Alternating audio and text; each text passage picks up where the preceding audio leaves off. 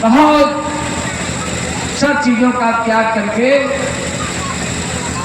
ये है अस्थिमांस रुधिरम अभिमते त्यजत्वा जाया सुतादिषु सदा ममतां विमुञ्च। यह बात जो कहते हैं हमारे धर्मशास्त्र उसके अनुकूल चल करके अपने सारे परिजनों से, राज्य से, धन से, नौकर चाकर से सबसे ममता तोड़ करके और जाति जंगल में पर्णकुटी बना करके रहे और वही उन्होंने भगवान का भजन करते हुए अपने शरीर का त्याग किया और परम गति को प्राप्त हुए। उनके ही बेटे उनके खानदान में गुरु के वंश में राजा हुए दुष्यंत। दुष्यंत के पुत्र है भरत जी और भरत वंश ही है आपको जो आपने हस्तिनापुर में जो आप भीष्म आदि जो लोग हैं ये भरत वंश ही है। इसकी कथा जो है आप लोग महाभारत में जानते हैं। आइए आपको मैं लिए चलता हूं मथुरा की तरफ। मथुरा में एक मधु नाम का राक्षस है। भगवान प्रभु श्री रामचंद्र जी जब भगवती पारंबा जगदम्बा को रावण का उद्धार करके और जब अयोध्या लेकर के लौटे, सभा चल रही थी और सभा में सब लोग अपने अपनी राय रख रहे थे। उसी में एक आदमी ने खड़ा होकर के कहा कि महाराज विदेशी आतंकवादियों का तो खात्मा हो गया, अभी देश ही में कुछ आतंकवाद पड़ा हुआ। कहते हैं वेद व्यास जी महाराज भगवान को एक तरह से कहा जाए तो ये सब राक्षस कौन है? सब आतंकवादी ही तो राक्षस थे, उसको आतंकवादी कह दिया जाता, आतंकवादी कहते हैं, ये सब राक्षस कहते थे। भगवान को जो है भगवान ने संकल्प जो लिया था, क्यों ऐसा उन्होंने किया?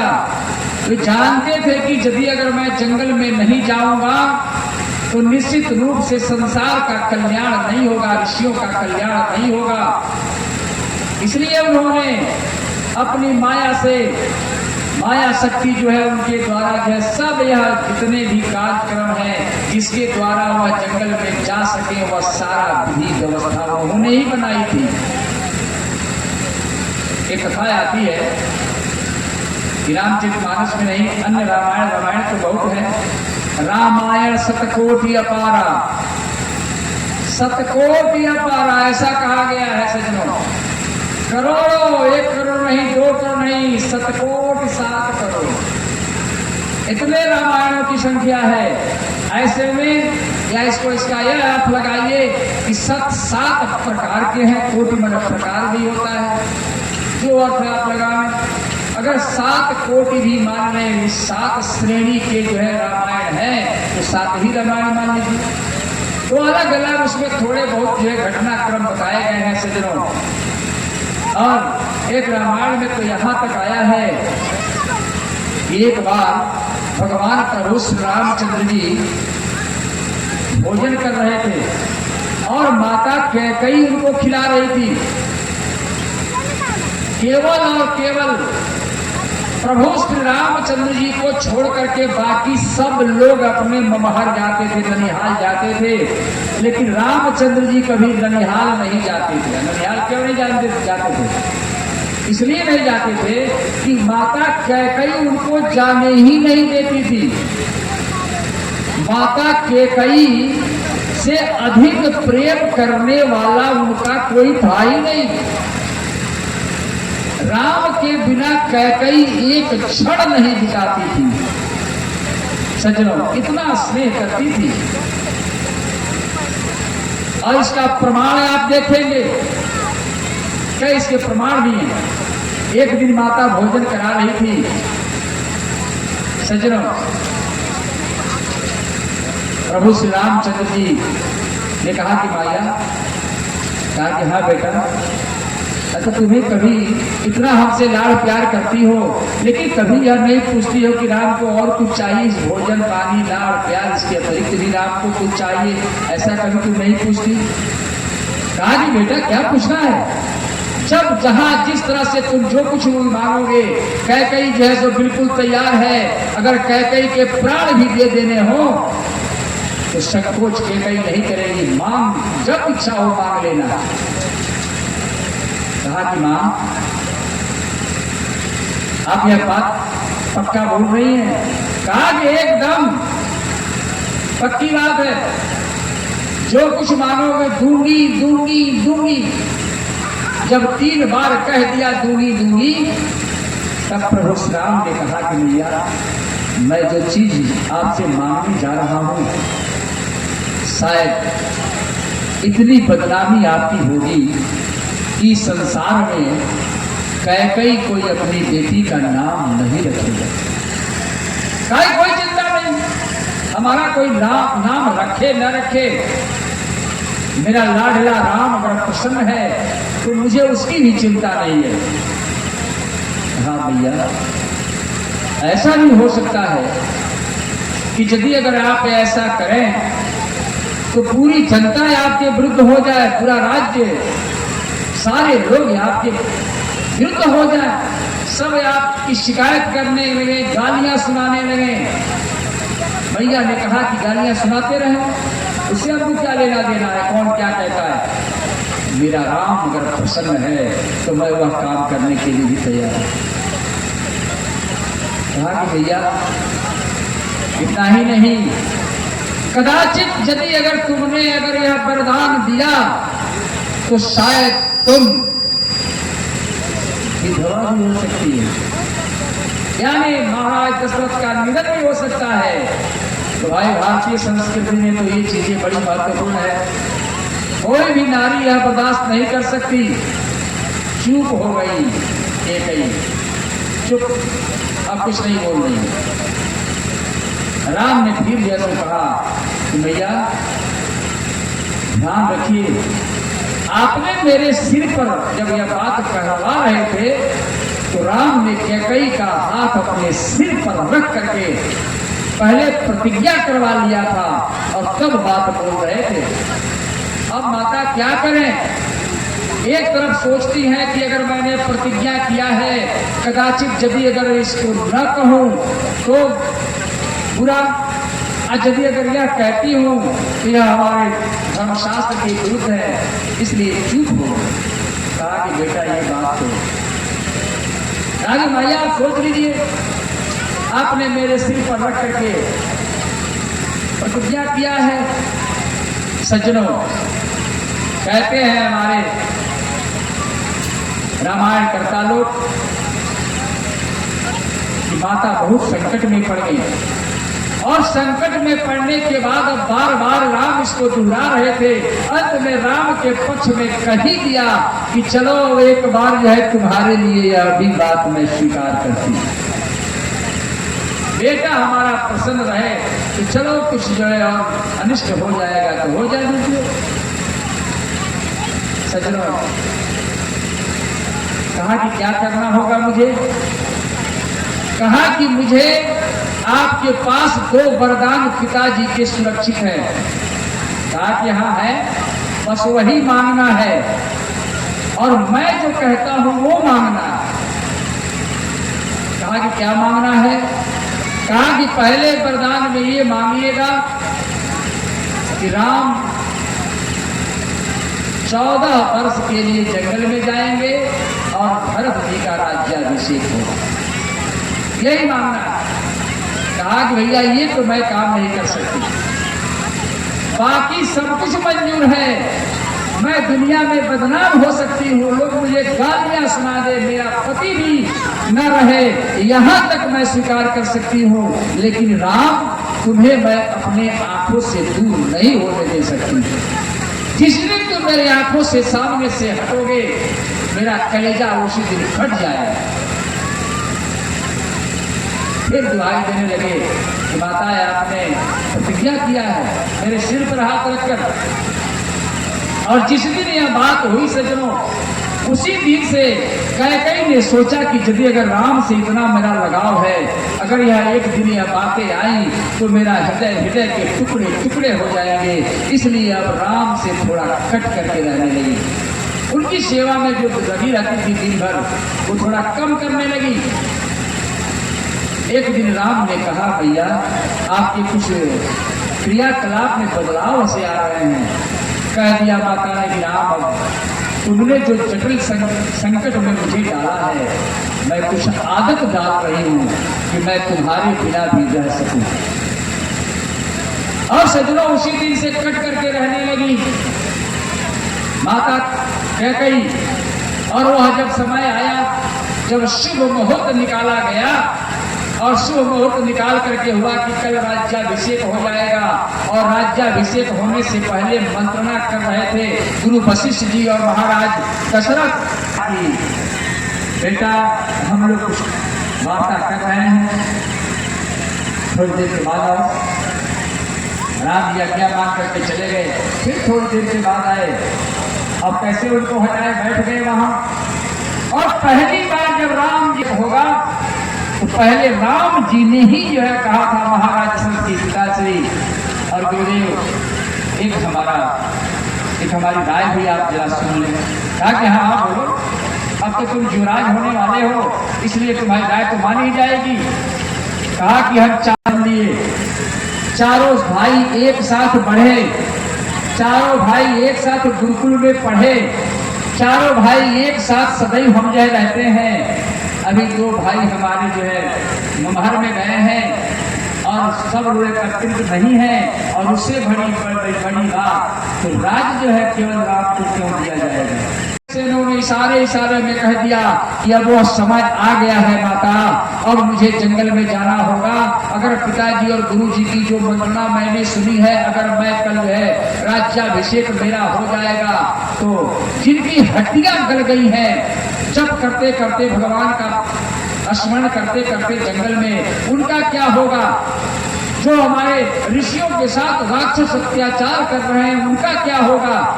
इसलिए माता अब यह काम आपको करने का समय आ गया है। सज्जनों ऐसा कह करके और कल दूसरे दिन तो यह सारी प्रक्रिया घट गई। और सज्जनों माता कैकेयी ने कह दिया राम को दोपहर हमारा है आप दीजिए। और महाराज दशरथ ने कहा कि मांगो देवी क्या मांगती हो, और धनाधन कह दिया कि पहला कि रामचंद्र जी को 14 वर्ष का वनवास और भरत जी की राजगद्दी। राम से राजा गिर पड़े, राजा बेहोश है सज्जनों, और राम जी निकल रहे हैं। मैया सीता से पहले ही कह दिया था कि 14 साल के लिए चलना है, तैयार हो। सज्जनों ऐसे में ये लोग निकलते हैं। तात्पर्य इसका ये है इस कथा का सज्जनों कि मैया कैकेयी ने एक रामायण के अनुसार यह बात जान लीजिए कि मैया कैकेयी ने कोई बुलाव से नहीं, प्रण जो किया था, जो वचन दिया था राम को, जिसके कारण उनकी प्रसन्नता के लिए सारे काम कर दिए। और जंगल में जब गए तो ऋषियों के हड्डियों का ढेर देखा। बहुत सारी कथाएं हैं, उधर मैं नहीं चलता हूँ, छोटी बात आपको बता करके फिर जो है आपको मैं मथुरा लेके आऊँ। सजनों जब हड्डियों का ढेर देखा बड़े आश्चर्यचकित हो गए। और सज्जनों पूछा कि भाई ये क्या है। अतः सब ऋषियों के हड्डी कहाँ से, किसने क्या किया। अतः सब राक्षस खा गए। ऐसा भी भारत में हुआ है, लेकिन इसके बाद भी सारे लोग राक्षस, तमाम ऋषि महर्षियों लोगों के हड्डियां का ढेर लगा दिया था लोगों को खा करके। तो अभी सत्य सनातन समाप्त नहीं हुआ, तो आज के डेट में सत्य सनातन को कौन समाप्त कर सकता है। बोली आनंद कंद भगवान जय। तातापी और बातापी दो भाई थे, राक्षस थे, बड़ा आसानी से मारते थे सब देवताओं को। सज्जनों आतापी बतापी जो है राक्षस थे, और एक जो है भाई जो है, एक भाई को उसका शरीर जो है टुकड़ों में विभक्त कर देता था और ऋषियों को आमंत्रण देता था कि आइए भाई, आइए हमारे यहाँ भोजन करना है। सबसे अधिक नुकसान करते थे और क्या करते थे, सबको जो है अपनी माया से अच्छी चीजें बना करके, साग आदि बना करके, सुंदर भोज्य पदार्थ बना करके और सब लोगों को खिला देते थे। और तब वह तापी कहता था क्या तापी बहिर्गच्छ, अतापी बाहर आओ। और जैसे ही यह शब्द सुनता था, अंदर जो है उसको साफ था कि एक भी उसका कण, अगर मांस का एक भी कण भले परिवर्तित रूप में ही क्यों न हो, अगर वह किसी के पेट में है, आज जैसे ही यह उसका भाई कहेगा कि आतापी बहिर्गच्छ, आतापी बाहर निकलो, फिर भी उस आदमी का पेट फाड़ करके वह बाहर निकल जाए। और इस तरह से हजारों लाखों संतों का जो है पेट फाड़ करके सब राक्षस खा जाते हैं। एक दिन कुंभज ऋषि के पास जो है भी निमंत्रण गया। साधु संत लोगों की बड़ी दुर्दशा होती है महाराज। साधु और ब्राह्मण दोनों जो है ऐसे हैं कि जब कोई प्रशासक, जब कोई राक्षस, जब कोई जो है कोई विशेष प्रकार का दुष्ट समूह जब अधिकार में आता है तो इन दोनों की खूब कुटाई करता है। यह पूरा पढ़ लीजिए आप, इतिहास भूगोल सब में आपको यह मिलेगा। मैं ये वर्तमान का इतिहास की बात नहीं करता, जो हमारे इतिहास पुराण है उनकी बात नहीं करता। सज्जनों, ऐसे में एक दिन कुंभज ऋषि को भी अज्ञा निमंत्रण गया और कुंभज ऋषि भी गए वहां भोजन करने। और भोजन करके उनको थोड़ा ज्यादा खा लिए थे। ज्यादा खा लिए तो ज्यादा खाने का मतलब है अगस्त्याय नमः या कुंभजाय नमः, अगर पेट परिस्थिति से यह नियम बना। एक मंत्र वह जानते थे और उन्हें मंत्र ऐसे पढ़ करके उस पर हाथ पर, पेट पर हाथ फेरा और उनका सब जो अंदर खाए थे सब पच गया। तब वो बार बार कह रहा था कि आतापी बहिर्गच्छ, वही असर नहीं हुआ और उस दिन से वह बात जो है समाप्त हो गई। इसीलिए जब भोजन अधिक कर लीजिए तो कुंभजाय नमः चाहे अगस्त्याय नमः, उन्हीं को अगस्त भी कहते हैं, उनको भी कुंभज भी कहते हैं। कुंभ से जन्म उनका हुआ है इसलिए कुंभज कहते हैं, अगस्त भी उनका नाम है। हाथ पैर पर पेट पर घुमाइए और अगस्त्याय नमः, अगस्त्याय नमः कह दीजिए, सब जो खाए हैं आसानी से पच जाता है। बोलिए आनंद कर भगवान की जय। ज्यादा खाली नहीं, मंत्र पढ़े।